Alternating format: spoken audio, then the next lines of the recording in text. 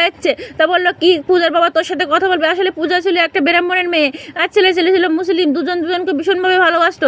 মেয়েটির বাবা বললো তুই একটা হিন্দু ব্রাহ্মণের মেয়ে হয়ে একটা মুসলিম ছেলেকে ভালোবাসিস, আমি কোনোদিনই তোকে মেনে নেব না।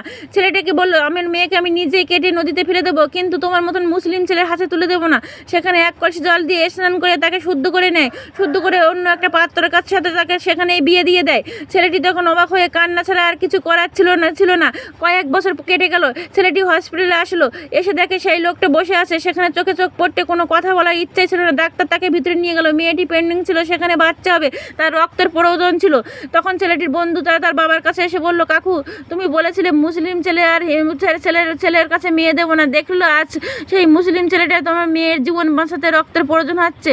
আসলে হিন্দু আর মুসলিম কোনো সেটা বড় কথা নয়, আসলে মানুষের মনুষ্যত্বটাই সেটাই বড় কথা যাচ্ছে। তা বললো কি পূজার বাবা তোর সাথে কথা বলবে। আসলে পূজা ছিল একটা